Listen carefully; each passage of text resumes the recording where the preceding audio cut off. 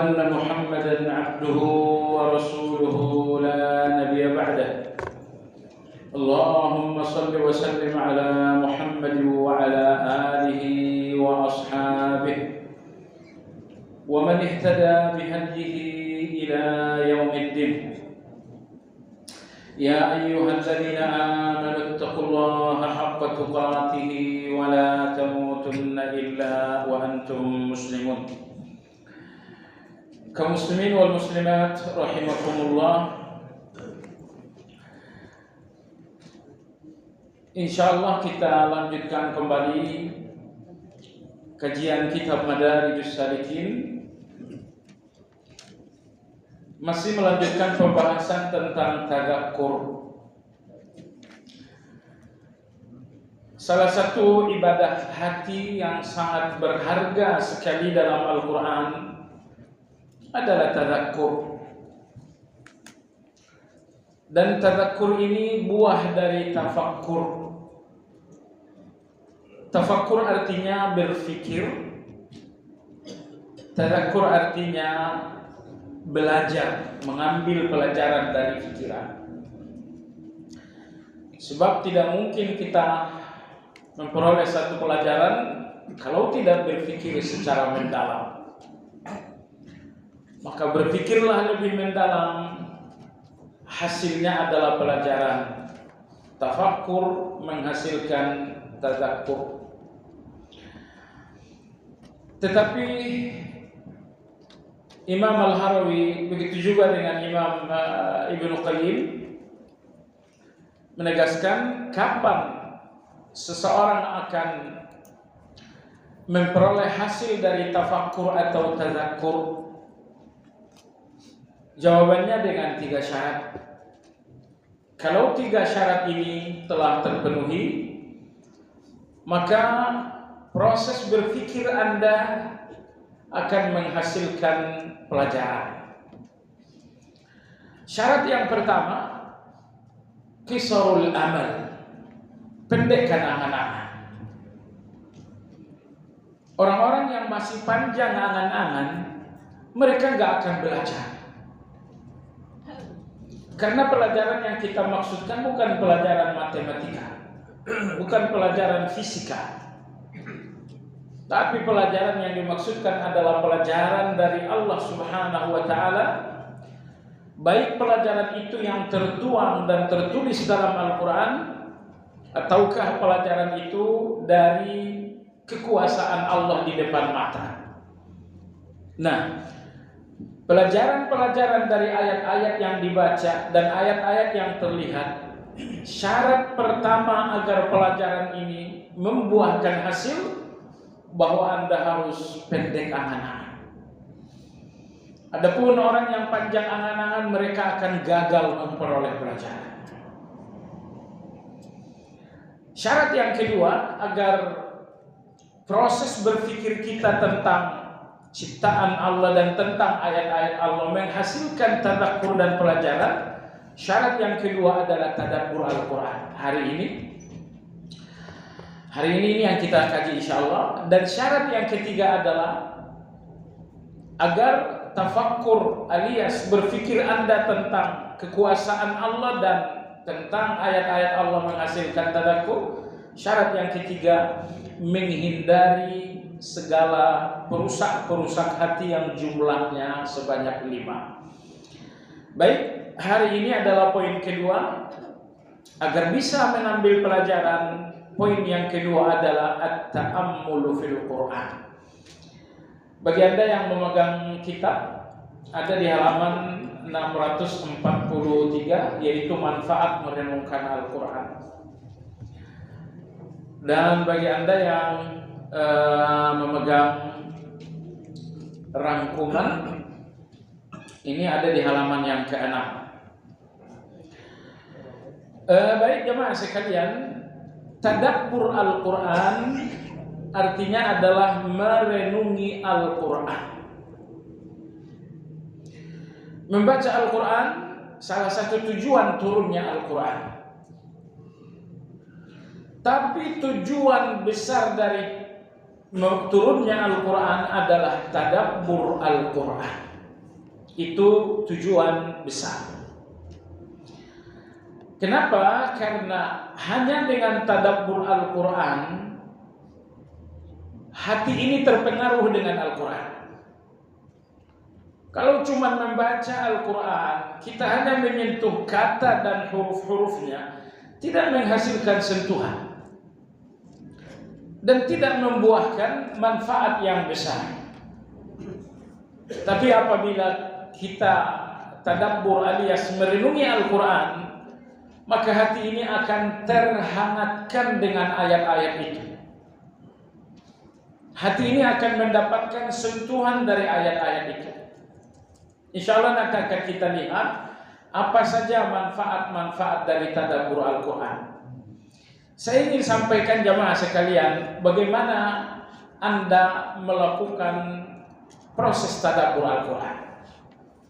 Bagaimana saya tadabbur? Yang pertama jamaah sekalian, hal yang paling penting sebelum Anda merenungi Al-Quran, mengimani bahwa setiap huruf, setiap kata dan susunan-susunan kata tersebut merupakan kalamullah. Misalnya ketika Anda baca Alhamdulillahirabbil alamin, alhamdu, oh ini kata-katanya Allah. Rabbil alamin, oh ini kalimatnya Allah. Ini nomor satu. Keyakinan penuh bahwa setiap huruf, setiap kata adalah ucapannya Allah. Setiap huruf, setiap kata adalah omongannya Allah. Alhamdulillah kita berakidah ahli sunnah wal jamaah. Akidah ahli sunnah wal jamaah bahwa setiap huruf dan kata Al-Quran adalah ucapan Allah, firmannya Allah Azza wa Jalla. Wa in ahadun minal musyrikin istajaraka fa'ajirhu hatta yasma'a kalam Allah. Apabila ada orang musyrik yang minta perlindungan, lindungilah sampai ia mendengarkan kalamullah, yaitu Al-Quran. Jadi ini langkah pertama. Penuhi hati Anda dengan keyakinan bahwa setiap kata yang saya baca adalah kata-katanya Allah Subhanahu wa ta'ala.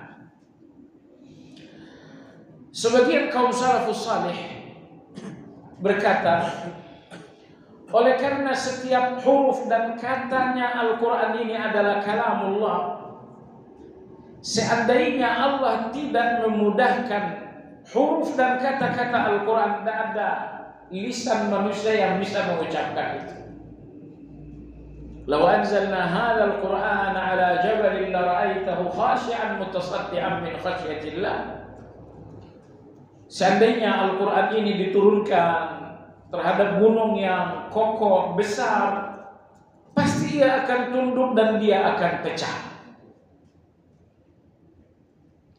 Tapi kenapa kita yang ringkih, kita yang lemah, membaca Al-Quran, bolak-balik hatam Al-Quran, kita tak pecah dengan Al-Quran ini? Itu tadi penjelasan dari ulama kita. Beliau mengatakan, seandainya Allah tidak meringankan Al-Quran, tidak mungkin ada manusia yang bisa membacanya, karena setiap hurufnya adalah kalam Allah. Tapi Allah yang Rahmanir Rahim meringankan setiap huruf, meringankan setiap kata, sehingga Al-Quran ini menjadi ringan dan menjadi mudah. Poin kedua jemaah sekalian, bagaimana Anda bertadabbur? Poin yang kedua adalah memahami tafsir. Memahami tafsir. Dan tafsir terbaik untuk orang awam seperti kita adalah tafsir Syekh Sa'di rahimahullah ta'ala. Kalau tafsir Ibn Katsir tidak direkomendasikan untuk orang awam, karena kita akan banyak bingung membacakan itu. Imam Ibn Katsir rahimahullah, beliau lebih memperuntukkan tafsir ini untuk orang-orang sekelas beliau, sekelas ulama-ulama. Jadi insyaallah ta'ala tidak ada tafsir terbaik untuk orang-orang awam seperti kita selain tafsir Syekh Sa'di rahimahullah ta'ala. Tafsir Jalalain terlalu ringkas, sehingga banyak tujuan yang tidak tercapai dari setiap ayat-ayat karena penjelasan yang terlalu global. Maka tafsir Sa'di ini sudah sangat mencukupi untuk kelas awam seperti kita. Baik, tafsir ini dibutuhkan agar Anda memahami ayat secara global atau mungkin secara lebih dalam juga. Karena kalau Anda tidak paham, tidak mungkin Anda merenung. Anda paham dulu ayatnya. Dari faham itu namanya tafakkur. Dari faham itu kemudian Anda merenung. Baik, ini langkah kedua. Langkah ketiga melakukan tafakkur, tadabbur, merenungi Al-Quran. Langkah yang ketiga jamaah sekalian,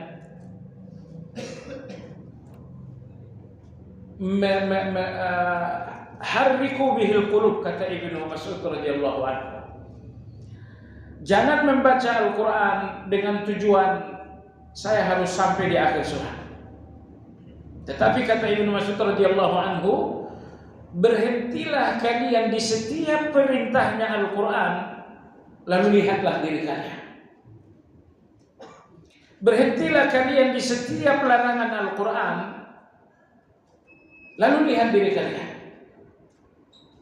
Berhenti kalian di setiap ancaman-ancaman Al-Quran, lalu lihat diri kalian.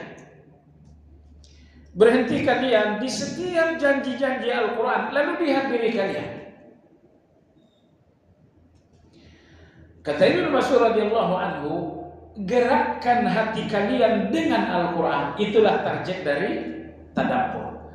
Tujuan dari tadabbur menggerakkan hati ini dengan Al-Quran.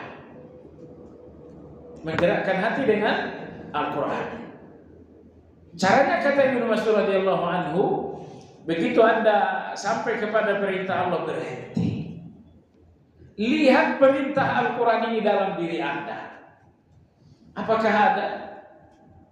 Kalau ada, apakah maksimal? Nomor dua, berhentilah di setiap larangan-larangan Al-Quran. Lalu lihat larangan ini dalam diri kalian. Nomor tiga, berhentilah di setiap ancaman-ancaman Al-Quran. Lalu lihat ancaman-ancaman Al-Quran itu dalam diri kalian. Misalnya ketika Allah mengancam laknat, ketika Allah mengancamkan neraka. Kalau ancaman-ancaman Allah itu Anda hubungkan dengan Fir'aun, Anda hubungkan dengan Abu Jahal, artinya Al-Quran ini tidak ada hubungan dengan Anda. Di titik itu Anda akan rugi besar. Jadi oleh sebab itu, setiap kali ada ancaman Al-Quran, Al-Quran melaknat, Al-Quran mengancam neraka dan lain-lain, berhentilah di setiap ancaman Al-Quran, lalu lihatlah ancaman ini dalam diri Anda, ada atau tidak. Hanya saja nomor tiga ini, berhenti pada ancaman Al-Quran, lalu lihatlah ancaman itu dalam diri kita. Poin yang ketiga ini membutuhkan kerendahan hati alias tawadu. Karena orang-orang yang takabur nggak akan sampai kepada poin yang ketiga ini. Orang-orang yang takabur selalu merasa diri telah sempurna, selalu merasa diri telah baik, sehingga tidak ada ancaman-ancaman Allah yang ada pada diri saya. Nah, jadi kalau tidak direndahkan hati, kalau Anda tidak tawadu, Anda nggak jujur dengan apa adanya diri Anda, maka Anda nggak akan bisa sampai pada langkah yang ketiga. Kemudian yang keempat, kata Ibnu Mas'ud radhiyallahu anhu, berhentilah di setiap janji-janji Al-Quran.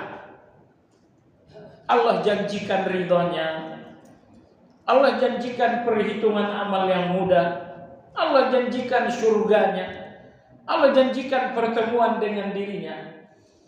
Perhatikan setiap janji-janji Allah ini, apakah Anda termasuk orang yang layak?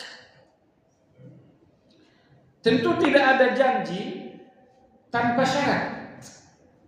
Misalnya di akhir surat Al-Kahfi, ketika Allah janjikan Anda pertemuan, Allah berikan syarat. فَمَنْ كَانَ يَرْجُو لِقَاءَ رَبِّهِ فَلْيَعْمَلْ عَمَلًا صَالِحًا وَلَا يُشْرِكْ بِعِبَادَةِ رَبِّهِ أَحَدًا. Siapa yang mengharapkan perjumpaan dengan Allah, perjumpaan dengan Allah, itu janji. Siapa yang mengharapkan perjumpaan dengan Allah, itu janji. Apa syaratnya? فَلْيَعْمَلْ عَمَلًا صَالِحًا. Lakukan amal saleh. Wala yusyrik bi ibadati rabbih ahada. Dan pastikan di setiap amal saleh itu tidak ada syirik kepada Allah Azza wa Jalla. Jadi tidak ada janji-janji Allah tanpa syarat. Maka apabila Anda membaca janji Allah, fahami syaratnya, lalu lihatlah apakah Anda memenuhi syarat untuk janji tersebut. Jemaah sekalian yang saya hormati, yang kelima, begitupun ketika Anda melewati kisah umat-umat terdahulu. Kisah Fir'aun, kemudian kisah kaum Tsamud.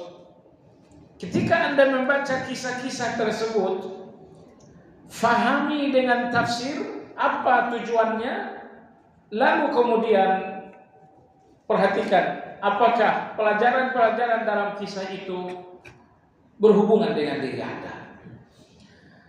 Jadi tujuan dari tadabbur ini jamaah sekalian, bagaimana menghubungkan setiap ayat dengan diri sendiri.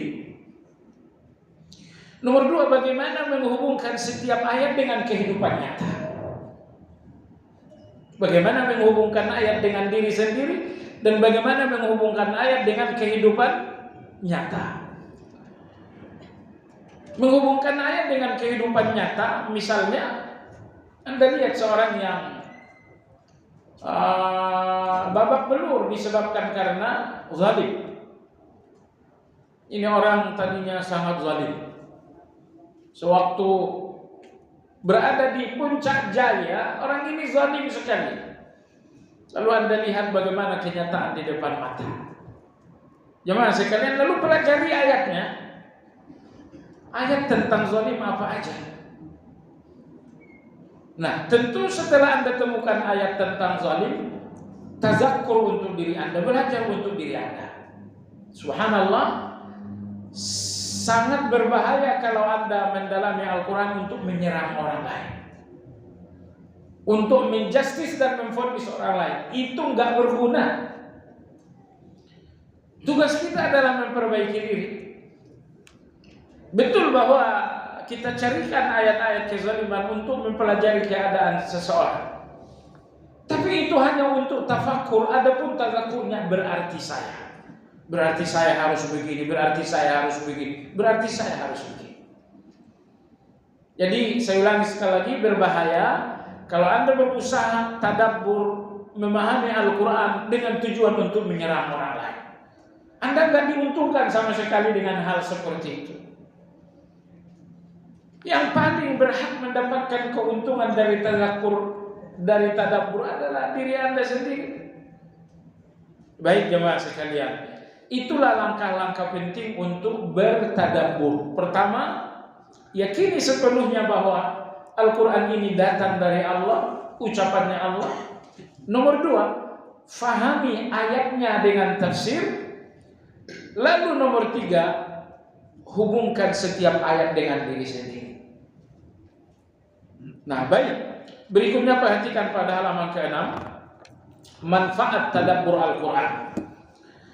Ibnu Qayyim rahimahullah ta'ala berkata, tidak ada sesuatu yang lebih bermanfaat bagi seorang hamba untuk urusan dunia maupun hari kiamatnya, serta tidak ada yang lebih dekat dengan keselamatan nyatanya selain mentadabburi Al-Quran. Tidak ada yang paling bermanfaat untuk saya dalam urusan duniawi, Nomor 2, paling bermanfaat untuk saya dalam urusan akhirat. Nomor 3, paling bermanfaat untuk keselamatan saya. Ini 3. Yang paling bermanfaat untuk saya dalam urusan duniawi, tadabbur Al-Quran. Yang paling bermanfaat untuk saya untuk urusan ukhrawi, tadabbur Al-Quran. Yang paling bermanfaat untuk keselamatan saya adalah tadabbur Al-Quran. Ini artinya, kalau kita tidak tadabbur Al-Quran, kita telah mengabaikan 3 keuntungan besar. Anda telah mengabaikan duniawi Anda telah mengabaikan akhirat Anda, dan Anda telah mengabaikan keselamatan Anda.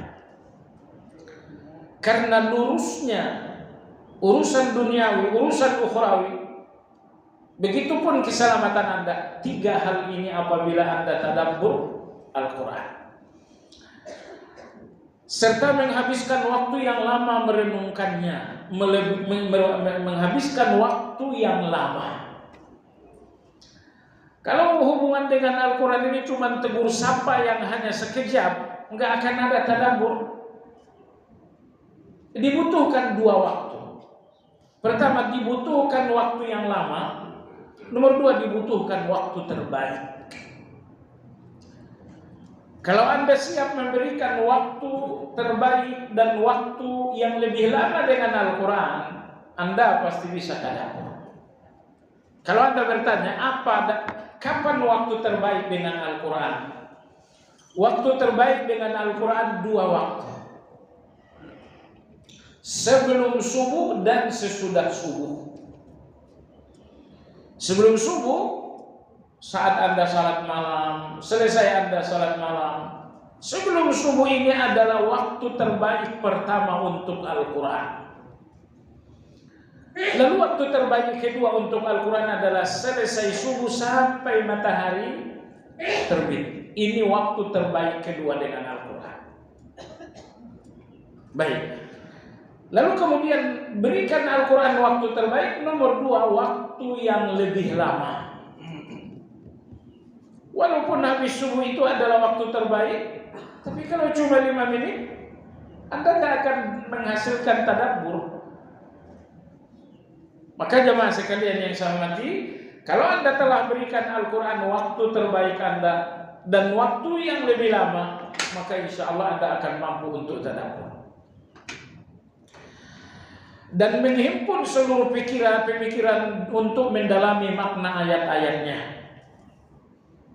Proses berikutnya kata beliau adalah himpun pikiran alias fokus dan konsentrasilah untuk menggali makna dari ayat-ayat tersebut.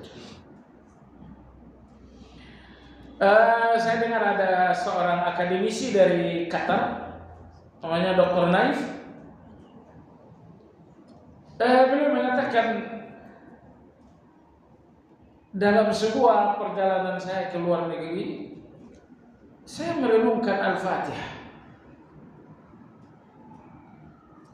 Dan ternyata 5 jam dalam perjalanan saya nggak selesai. Dan saya baru menyelesaikan tadabbur Fatihah selama 6 bulan baru selesai. Selama 6 bulan baru beliau merasa selesai merenungkan Al-Quran ini. Karena jemaah sekalian perhatikan baik-baik, Allah itu maha sempurna. Dengan kemahasempurnaan itulah setiap kata-kata Al-Quran ini disusun oleh Allah Azza wa Jalla. Misalnya, kenapa Allah mengatakan Alhamdulillah, segala puji, dan Allah nggak mengatakan syukur? Apa perbedaan Alhamdulillah dengan syukur? Lalu kemudian Alhamdulillah dihubungkan dengan Rabbil Alhamdulillah Rabbil Alamin. Jadi ini tadabbur, pemilihan setiap katanya tadabbur, renungkan. Kenapa yang dipilih misalnya Alhamdulillah, bukan yang dipilih syukur? Padahal Alhamdulillah dan syukur rasa-rasanya nggak beda jauh. Tapi kenapa Allah memilih Alhamdulillah? Lalu kenapa Allah hubungkan Alhamdulillah dengan Rabbul? Setelah Allah berbicara Alhamdulillah, berbicara Rabbun, muncul Ar-Rahman, apa pula hubungannya? Kenapa pengurutannya demikian? Susunan setiap kata dalam Al-Quran penuh dengan kesempurnaan. Nah, maka tadabbur itu enggak cuma untuk memahami satu ayat secara global, tapi lebih jauh dari itu tadabbur. Bagaimana Anda mampu menjawab pemilihan kata dalam Al-Quran?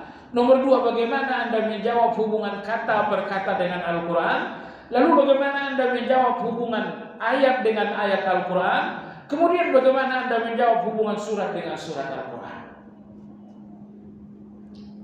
Maka ada ilmu namanya munasabatul ayat, hubungan ayat dengan ayat. Lalu ada juga namanya munasabatus surat, hubungan surat dengan surat. Syekh Sa'di rahimahullah ta'ala, beliau sudah menjawab itu. Hubungan ayat dengan ayat, beliau jawab. Hubungan surat dengan surat, beliau jawab. Tentu Syekh Sa'di rahimahullah tidak membicarakan hubungan kata dengan kata dalam Al-Quran. Tapi itu sudah cukup bagi kita jamaah sekalian. Syekhul Islam rahimahullah ta'ala mengatakan, la tanqadi ajaibuhu. Keajaiban Al-Quran ini enggak pernah selesai. Misalnya Anda baca Alhamdulillahirabbil alamin, lalu Anda berhenti, Anda pahami kata per kata, Anda hubungkan kata per kata. Jamaah sekalian yang saya hormati, keajaibannya kata Syekhul Islam enggak pernah selesai. Mungkin tadabbur 1 jam Anda mampu menjawab kenapa yang dipilihkan alhamdulillah bukan asyukur. Ini mungkin membutuhkan Anda tadabbur 1 jam. Setelah itu Anda tadabbur lagi, kenapa alhamdulillah dihubungkan dengan Allah? Lalu setelah Allah datang Rabb, nah ini mungkin butuh 1 jam juga. Tapi setelah misalnya Anda selesai 1 jam menghubungkan Allah, menjawab kenapa alhamdulillah bukan asyukur, kenapa alhamdulillah dihubungkan dengan Allah, lalu datang Rabbul Alamin. Apakah setelah Anda selesai 1 jam berarti sudah selesai? Kata Syekhul Islam Ibnu Taimiyah rahimahullah, beliau mengatakan, ketika Anda tadabbur yang kedua ternyata ada lagi makna lain. Anda tadabbur lagi yang ketiga ada lagi makna lain. Anda tadabbur lagi ketiga kalinya ada lagi makna yang lain. Intinya keajaiban Al-Quran itu enggak pernah selesai. Selesainya keajaiban Al-Quran karena keterbatasan kita. Karena keterbatasan kita memahami. Baik, berikutnya kata Imam Ibnu Taimiyah, hal tersebut dikarenakan tadabbur dapat apa manfaat dan buah tadabbur. Pertama, meningkat hakikat kebaikan dan keburukan.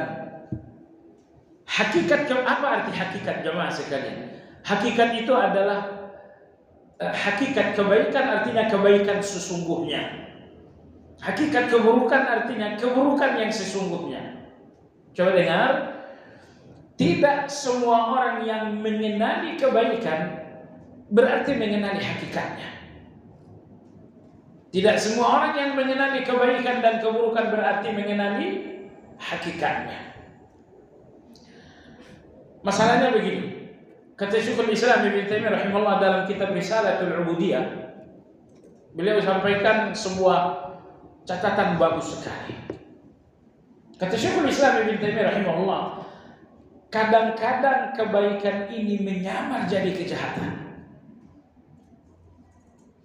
Dan terkadang pula kejahatan itu menyamar jadi kebaikan. Ketika kebaikan menyamar jadi kejahatan, maka kita tidak bisa melihat kebaikan itu sesuai dengan sesungguhnya, sesuai dengan hakikatnya. Begitupun sebaliknya, ketika satu keburukan menyamar menjadi kebaikan, kita tidak melihat keburukannya yang sesungguhnya. Nah, oleh sebab itu, saya berikan Anda satu contoh. Memaafkan orang lain kebaikan bukan? Pasti kebaikan. Tapi kemudian datanglah keburukan untuk menyamarkan kebaikan tersebut. Beliau mengatakan, setan mengatakan, kalau kamu memaafkan itu kelemahan. Kalau kamu memaafkan nanti malah kamu diinjak-injak. Kalau kamu memaafkan nanti harga dirimu malah hilang. Perhatikan jamaah sekalian, bagaimana kebaikan itu menyamar atau tersamarkan dengan keburukan, sehingga hakikatnya kebaikan itu tertutupi dengan alasan-alasan tadi. Nah, begitu juga sebaliknya. Memukul orang itu kebaikan atau keburukan? Jelas keburukan. Tapi tiba-tiba datang alasan, kamu memukul orang itu kan rangka memberi pelajaran. Kamu memukul orang itu karena dia jahat, berarti memukul ini adalah emosi karena Allah. Dan selanjutnya jemaah sekalian, perhatikan bagaimana keburukan menyamar menjadi kebaikan melalui alasan-alasan yang dipaksakan. Dan bagaimana kebaikan tersamarkan menjadi keburukan dengan alasan-alasan yang dipaksakan. Nah, ini yang dinamakan dengan talbis iblis. Talbis iblis, talbis artinya kerancuan. Kerancuan atau ketersamaran dari iblis. Iblis ngerti kalau Anda tahu baik dan buruk. Tapi ingat jamaah sekalian, untuk melepaskan segala ketersamaran terhadap baik dan buruk ini membutuhkan ilmu yang dalam. Jadi oleh sebab itu, mengenali kebaikan sesuai hakikat ini yang menghilangkan segala ketersamaran tadi. Jadi tidak lagi datang alasan-alasan yang buruk untuk kebaikan, sehingga kebaikan ini tertutupi dengan alasan buruk. Begitu juga sebaliknya. Apabila Anda telah mengenali keburukan sesuai hakikatnya, maka tidak lagi datang alasan-alasan baik untuk menyamarkan keburukan seolah-olah baik. Nah, pengalaman saya dengan diri saya, pengalaman saya dengan banyak orang lain, kita nggak bermasalah dengan baik dan buruk. Atau masalah kita dengan baik dan buruk itu sangat sedikit. Masalah besar kita jamaah sekalian adalah kebaikan yang tersamarkan dengan keburukan karena alasan-alasan buruk yang dipaksakan. Kebaikan yang tersamarkan dengan alasan buruk yang dipaksakan. Karena alasan-alasan buruk itu biasanya datang dari hawa nafsu. Misalnya, kamu kalau memaafkan, nanti malah kamu diinjak. Memaafkannya udah benar, tapi datang alasan, itu artinya kamu akan diinjak-injak nanti. Ini alasan ini seolah-olah masuk akal. Seolah-olah masuk akal jamaah sekalian. Tetapi menjadi tidak masuk akal boleh jadi, tapi tidak masuk keimanan. Oleh sebab itu jamaah sekalian, kenali alasan-alasan di balik kebaikan, kenapa harus ditinggalkan. Kenali pula alasan-alasan di balik keburukan, kenapa harus dilakukan. Mayoritas alasan-alasan ini datangnya dari hawa nafsu. Hawa nafsu dalam agama kita, segala yang bertolak belakang dengan kebenaran itu hawa nafsu. Walaupun logis, walaupun rasional, walaupun masuk akal, tapi kalau itu bertentangan dengan wahyu, itu hawa nafsu namanya. Itu kan tadi masuk akal aja kan. Saya kalau memaafkan nanti saya akan diinjak-injak. Ini boleh jadi masuk akal. Tapi betapapun masuk akal, betapapun logis, tapi kalau alasan yang logis ini bertentangan dengan Al-Quran, itu namanya hawa nafsu. Imam Syatibi rahimahullah ta'ala dalam kitab Al-I'tisam, beliau mengatakan, Allah turunkan syariat ini untuk melepaskan manusia dari hawa nafsu. Untuk melepaskan manusia dari hawa nafsu. Nah, jadi saya ulangi sekali lagi, masalah kita dengan baik dan buruk itu sedikit, atau mungkin tidak ada. Tapi masalah kita adalah kebaikan yang tersamarkan menjadi keburukan dengan alasan buruk yang dipaksakan. Nomor dua, keburukan yang tersamarkan menjadi kebaikan karena hadirnya alasan yang dipaksakan. Nah sekarang saya bertanya, kalau kebaikan ini telah menyamar jadi keburukan dengan alasan-alasan buruk yang dipaksakan tadi, kapan Anda menjadi baik? Nggak pernah Anda jadi baik. Kalau kebaikan-kebaikan ini telah menyamar jadi keburukan dengan alasan buruk yang dipaksakan, Anda nggak pernah jadi baik. Begitupun sebaliknya, kapan Anda meninggalkan kejahatan? Kalau tahu kejahatan ini menyamar jadi kebaikan dengan alasan baik yang dipaksakan, kapan Anda meninggalkan kejahatan? Nah, jadi hakikat ini hakikat yang sangat penting. Maka di sini beliau mengatakan menyingkap hakikat kebaikan dan keburukan. Nah, hakikat kebaikan maksudnya adalah kebaikan yang sesungguhnya. Kebaikan yang tidak terkontaminasi dengan hawa nafsu. Kebaikan yang tidak tercemari dengan alasan-alasan yang buruk. Itu hakikat namanya. Memperlihatkan rambu-rambu kebaikan dan keburukan secara rinci. Karena kebaikan itu ada rambu-rambunya. Kemudian keburukan itu pun ada rambu-rambunya. Diperingatkan oleh Al-Quran. Serta menampakkan jalan menuju keduanya, memahamkan sebab-sebabnya serta hasil akhirnya. Allahu Akbar. Jadi Al-Quran ini berbicara baik dan buruk, oke? Kemudian Al-Quran berbicara tentang rambu-rambu baik dan rambu-rambu buruk. Rambu-rambu baik, kebaikan itu baik kalau sesuai dengan rambu-rambu. Membaca Al-Quran itu kebaikan, tapi kalau sesuai dengan aturan. Nah, kalau membaca Al-Quran misalnya diiringi musik, dan jangan salah itu nanti bakal muncul. Nah, baik jemaah sekalian, kalau baca Al-Quran diiringi dengan musik, ini tidak sesuai dengan rambu-rambu. Nah, jadi menjalankan kebaikan sesuai rambu. Kalau tidak menggunakan rambu-rambu, kebaikan Anda ini berarti dijalankan dengan cara hawa nafsu. Nah, untuk mengenali rambu-rambu kebaikan, tadabbur. Begitu juga sebaliknya, keburukan. Kita perlu mengenali keburukan secara rinci agar keburukan ini tidak menyamar. Adam alaihi salam sewaktu berada di dalam surga. Perhatikan betapa luasnya yang boleh dan betapa sempitnya yang terlarang bagi Adam. Allah berfirman, wahai Adam, semua sungai yang mengalir, semua makanan silakan, cuman satu saja yang nggak boleh, pohon ini. Jadi yang dibolehkan luas luar biasa dan yang dilarang itu sangat sempit.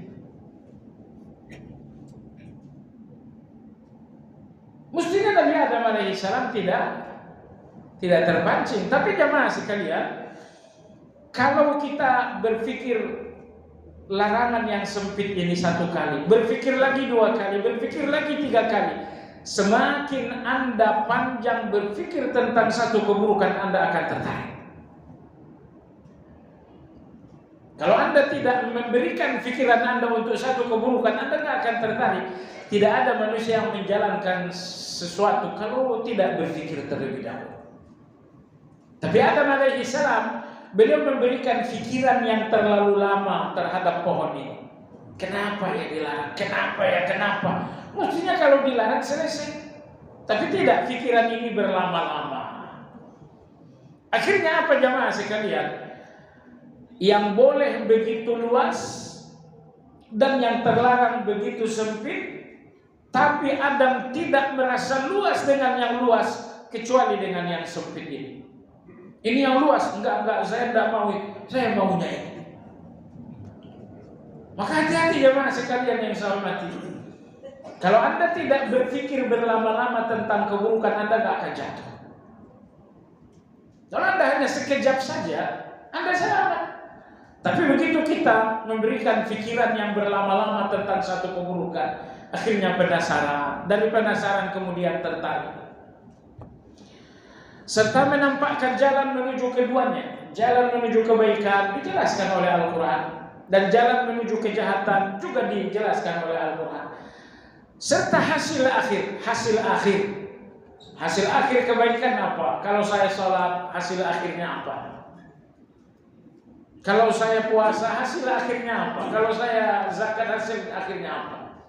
Saya kira ini sangat penting. Ketika Anda membaca Al-Quran, pertama setelah Anda mengenali kebaikannya, kenali rambu-rambunya. Kenali kebaikan, kenali rambu-rambunya. Setelah Anda mengenali rambu-rambunya, kenali jalan yang menyampaikan Anda pada kebaikan ini. Ini kebaikan, kan ada jalannya, ada pintunya. Apa pintunya? Sebab Anda mengenali kebaikan tapi tidak kenal pintu, tetap saja Anda nggak sampai pada kebaikan. Nomor 4 jamaah sekalian, apa hasil akhir dari kebaikan tersebut? Ini mesti terjawab. Apa kebaikannya? Apa rambu-rambunya? Apa jalan yang menyampaikan Anda pada kebaikan? Lalu apa hasil akhir dari kebaikan itu?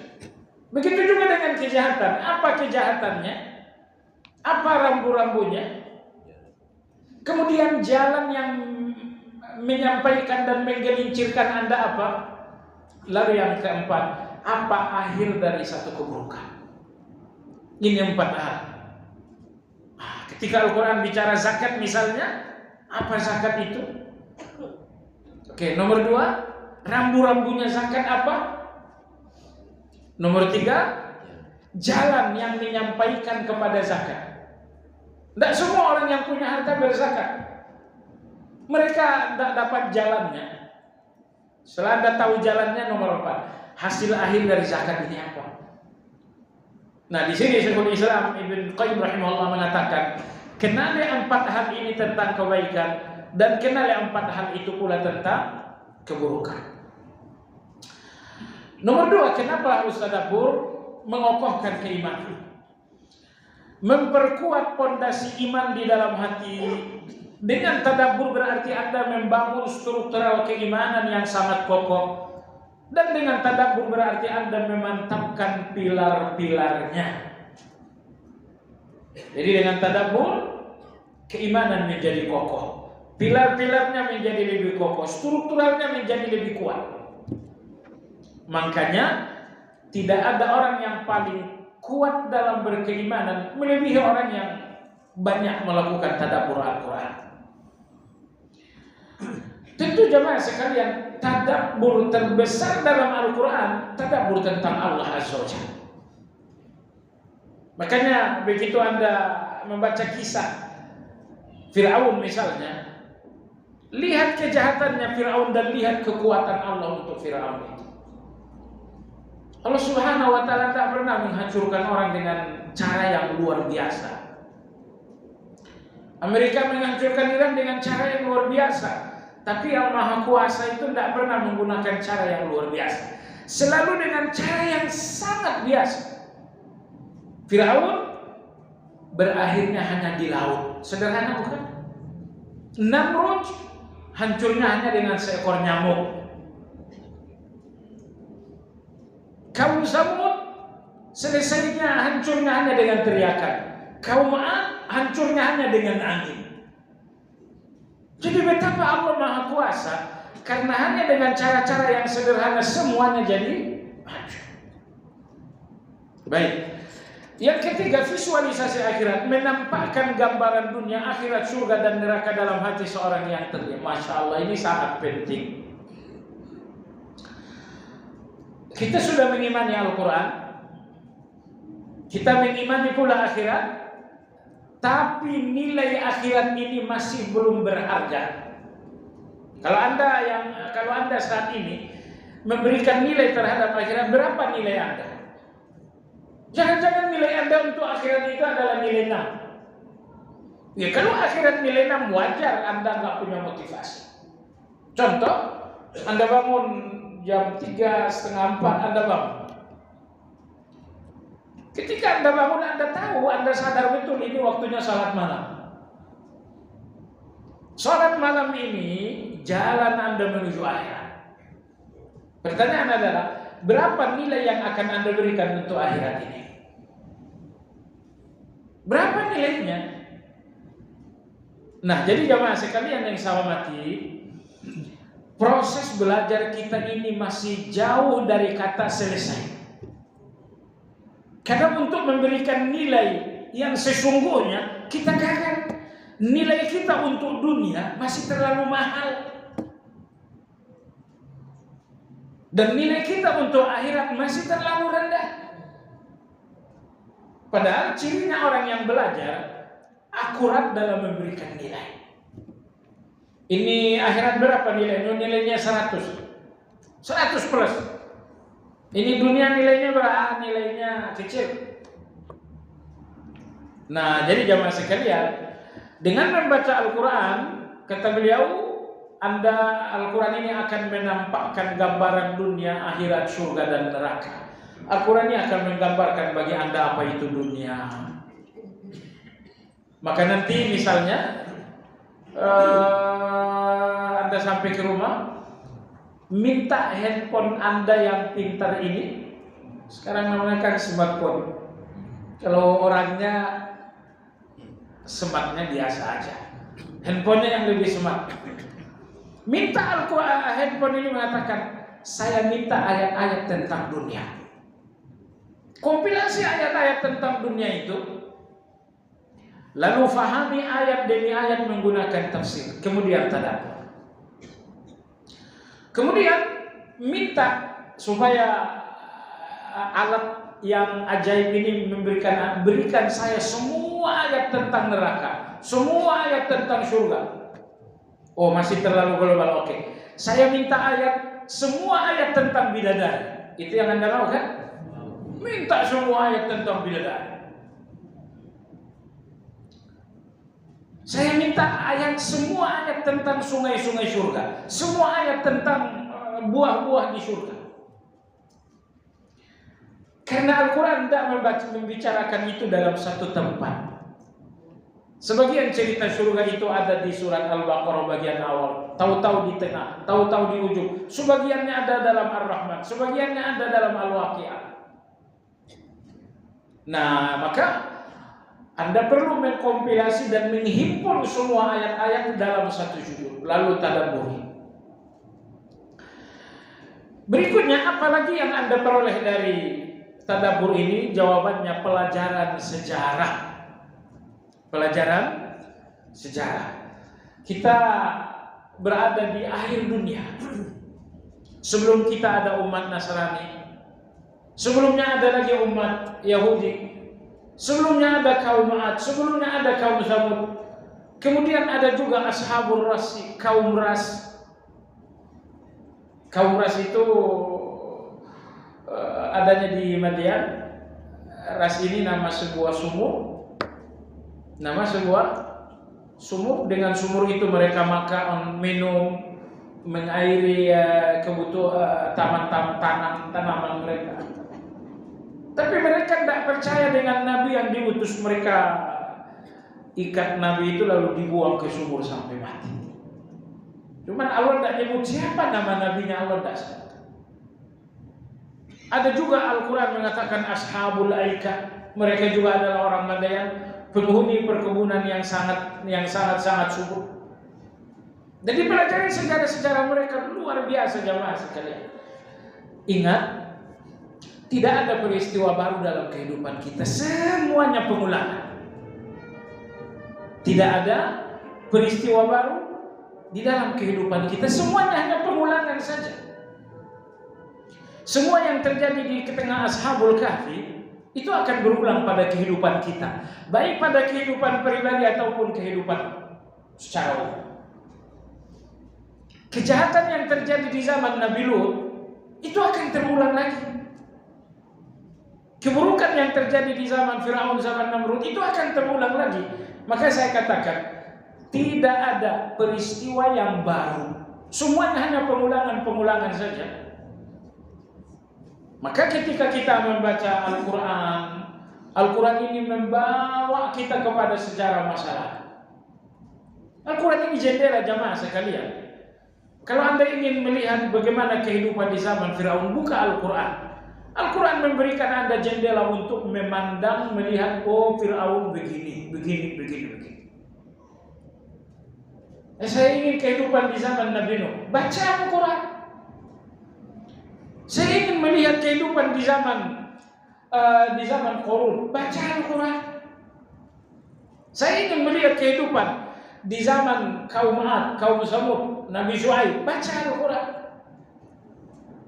Saya ingin melihat bagaimana anak gadis yang ketemu dengan Nabi Musa, baca Al-Quran.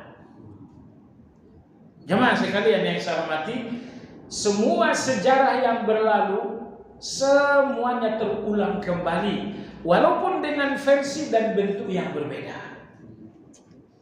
Kalau dulu penjahatnya namanya Firaun, ya sekarang namanya beda, tapi karakternya itu hampir 100%. Firaun membunuh anak-anak. Memangnya Firaun yang di sono nggak bunuh anak-anak? Lebih sadis lagi. Kalau Firaun cuma membunuh anak laki-laki, kalau Firaun yang di sana laki-laki, perempuan, aki-aki semuanya dibunuh. Firaun bunuh anak perempuan nggak? Tidak. Firaun membunuh orang dewasa nggak? Tidak. Tapi kalau Firaun yang sekarang lebih dahsyat. Namanya aja yang beda. Kalau Anda kenali karakter-karakternya, Anda akan melihat pribadi-pribadinya. Menghadirkan kembali kisah umat-umat terdahulu dan memperlihatkan bagaimana hari-hari Allah menimpa mereka sehingga hamba tersebut bisa melihat tempat-tempat di mana pelajaran Ibrahim berada. Hari-hari Allah itu tersebut pada ayat kelima dalam surat Ibrahim. Allah berfirman kepada Nabi Musa alaihissalam, "Wa dzakirhum bi ayyamillah. Inna fi dzalika laayatin likulli sabarin syakur." Wahai Musa, ingatkan Bani Israel ini dengan hari-hari Allah. Apa yang dimaksud dengan hari-hari Allah? Dua. Hari-hari Allah itu dua. Hari di mana Anda dapatkan kenikmatan, itu adalah harinya Allah. Hari di mana Anda mendapatkan ujian, itu pun harinya Allah. Anda tahu maksud Allah? Allahu Akbar. Allah yang mendatangkan hari ini sampai Anda bertemu dengan musibah. Seandainya hari ini tidak didatangkan oleh Allah, musibah Anda itu tidak datang. Makanya Allah mengatakan hari ini hariku. Aku yang mendatangkan hari A sehingga kalian dapat musibah. Kata Allah, aku pula yang mendatangkan hari B sehingga kalian mendapatkan nikmat. Jadi semua hari-hari itu aku yang punya, kata Allah Azza wa Jalla. Ada hari yang aku datangkan sehingga kalian bertemu dengan nikmat. Ada hari yang aku datangkan sehingga kalian bertemu dengan musibah. Itu dinamakan dengan hari-hari Allah Azza wa Jalla. Kalau pikiran Anda mungkin nakal sewaktu Anda sholat, mungkin Anda sholat, pikiran ini mengatakan cepatan dikit, buruan dikit, ngapain lama-lama. Nah, salah satu jawaban Anda terhadap pikiran tersebut, ingat, wahai pikiranku, ingat baik-baik. Semua ketakutanku dunia dan akhirat, semua keinginanku dunia dan akhirat, sakaratul mautku husnul khatimah atau usul khatimah, yang menentukan itu Dia yang sekarang aku berdiri di depannya. Paham maksudnya? Semua keinginanku, semua ketakutanku, sakaratul mautku, penyakit-penyakitku, surga nerakaku, itu semuanya ada di tangan yang aku sedang berdiri di depannya. Nah, kalau Anda udah sadar, berarti kan Anda buru-buru. Anda lagi sholat, Anda sadar, yang menentukan saya ke surga Dia. Yang memutuskan saya husnul khatimah Dia. Semua keinginan saya, anak-anak saya jadi bahagia, saya yang mutusin Dia. Yang memutuskan istri saya hianat enggak hianat Dia. Yang memutuskan bisnis saya hancur atau maju Dia. Nasihati hati dan pikirannya ini jamaah sekalian. Apabila ada datang pikiran untuk Anda terburu-buru dalam salat, ingat bahwa semua keinginanku, semua ketakutanku ada di tangannya yang sekarang aku sedang berdiri di depannya. Kita insya Allah akan terhadap. Yang terakhir ini yang terpenting, masih panjang. Tujuan mengenal tadabbur berikutnya adalah mengenal Allah. Allahu Akbar jamaah sekalian. Tidak ada mengenal seagung mengenal Allah. Karena dengan mengenal Allah Anda akan berubah secara total. Anda kenal seseorang gak akan membuat Anda berubah. Satu-satunya kenal yang membuat Anda berubah bahwa Anda mengenal Allah Azza wa Jalla. Memperkenalkan hamba dengan Tuhannya, pertama mengenal zatnya, yang kedua mengenali nama-namanya, yang ketiga mengenali sifat-sifatnya, yang keempat mengenali perbuatan-perbuatan Allah. Ini 4 hal yang mesti Anda kenali tentang Allah. Kalau Anda nggak mengenali zat Allah, muncullah orang Nasrani.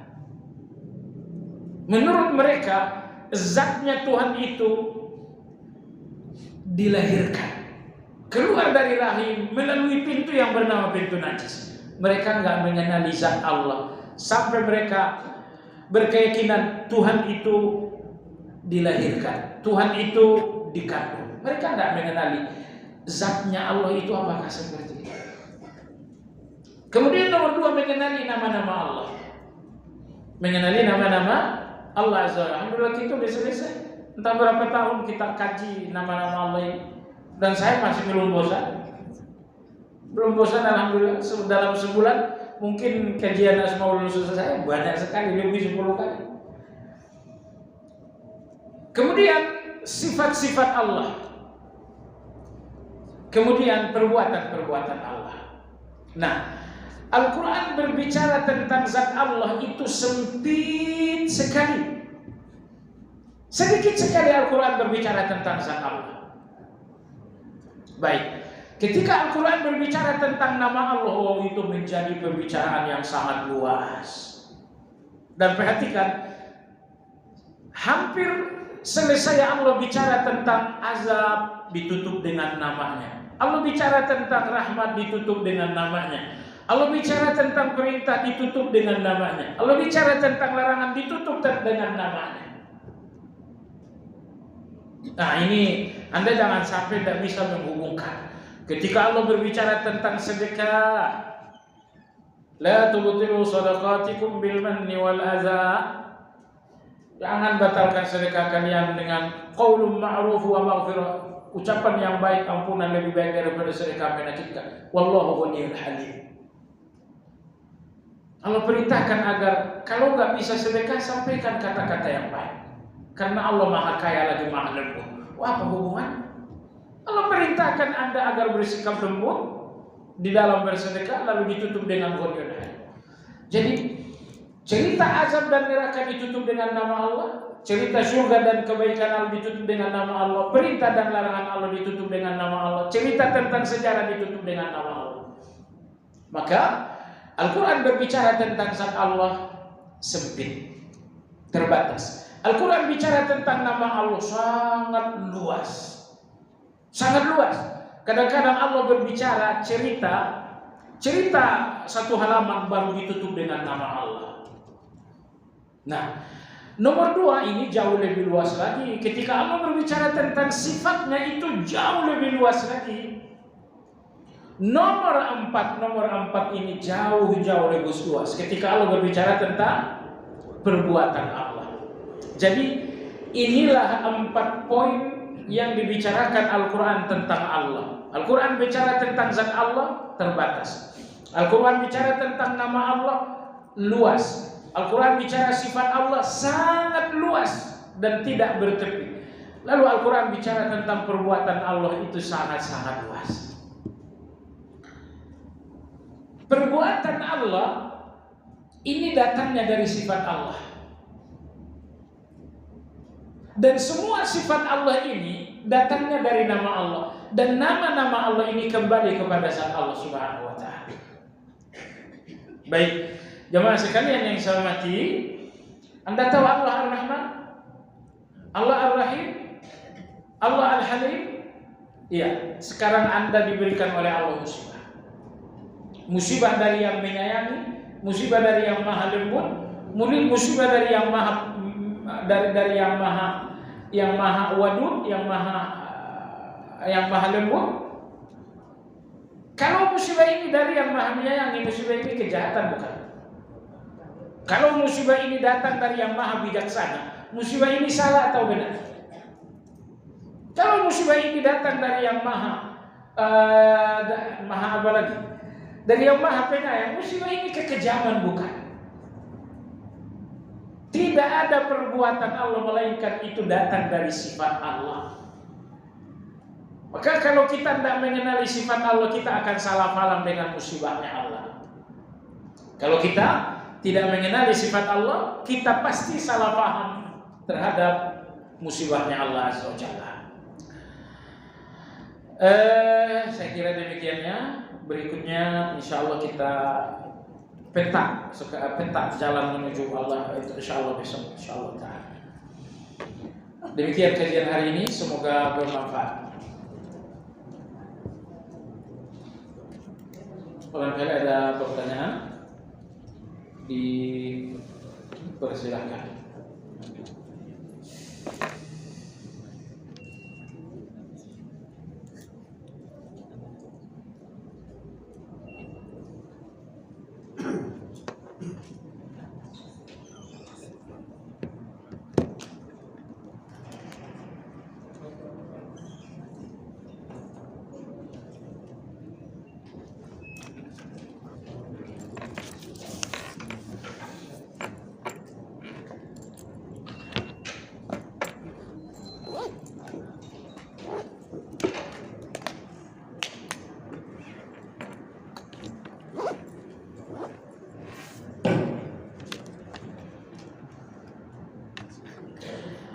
Apakah kekhawatiran seseorang yang menjawabkannya membantah ketaatan kepada Allah?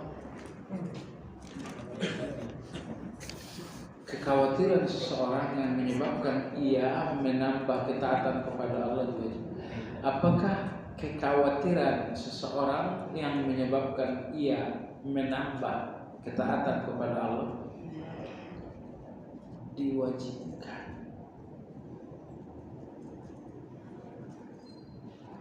Saya kurang mengerti tujuannya, saya coba spekulasi aja. Kadang-kadang ketaatan kita kepada Allah memang datang dari rasa takut kita. Kadang-kadang kekhawatiran taat kepada Allah datang dari optimisme kita. Nomor 3, kadang-kadang taat kita kepada Allah datang dari cinta kita. Itu 3 hal yang menggerakkan ketaatan. Orang awam seperti kita, ketaatan kita digerakkan oleh rasa takut.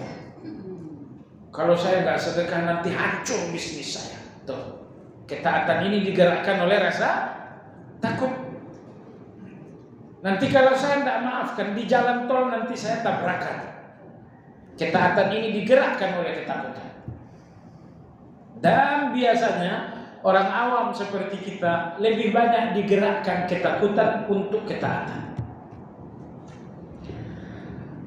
Lebih tinggi lagi adalah orang yang digerakkan oleh harapan kepada Allah dalam kebaikan. Kamu kenapa salat? Saya ingin surga.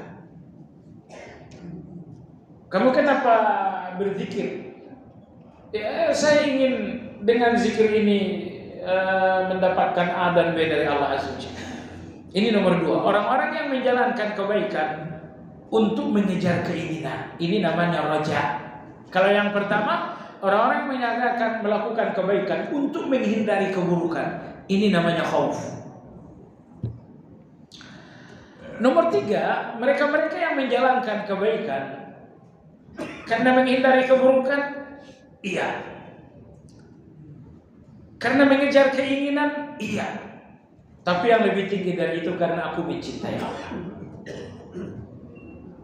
Karena aku mencintai Allah Azza wa Jalla. Dengar, tidak semua orang yang taat untuk menghindari keburukan berarti mereka taat karena cinta. Dan tidak semua orang yang taat untuk mengejar keinginan berarti mereka taat karena cinta. Tapi semua orang yang taat karena cinta sudah pasti mereka taat karena ada keinginan, karena ada rasa takut. Maka sempurnanya ketaatan ketika Anda taat dengan 3 hal ini.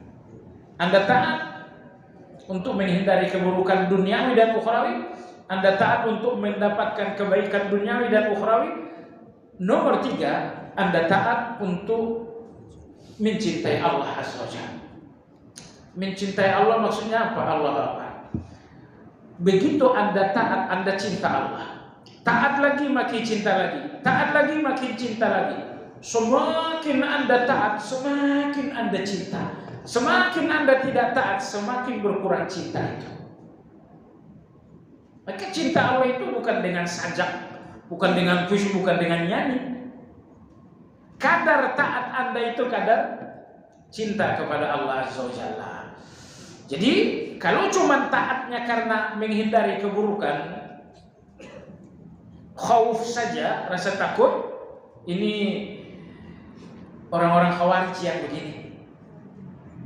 Kalau taatnya hanya digerakkan optimisme alias ingin sesuatu dari Allah, ini biasanya ketaatannya kaum Murji'ah.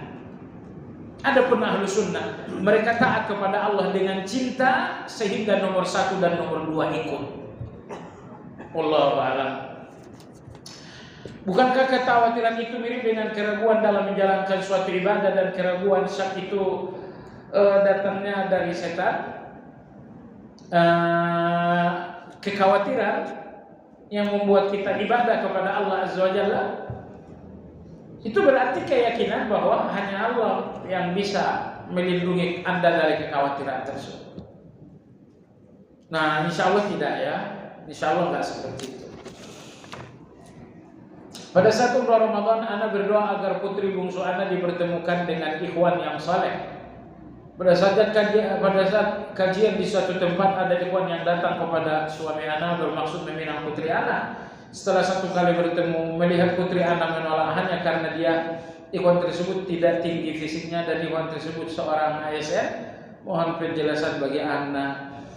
Ini penolakan Ananda ini tidak penolakan karena nilai.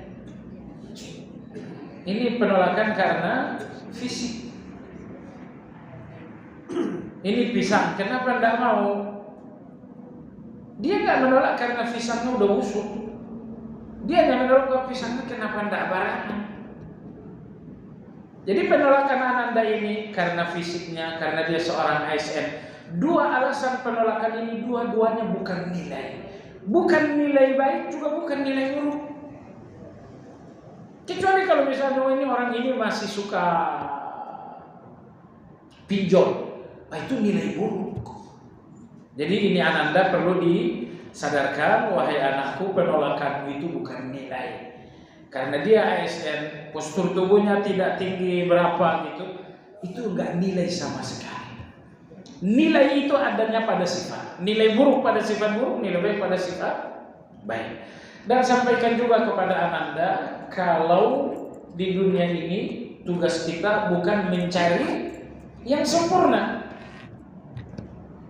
tapi tugas kita adalah mencari orang yang bisa menyempurnakan kita dan kita pun bisa menyempurnakannya. Jadi dari yang sempurna itu nggak ada, cuman kita saling menyempurnakan.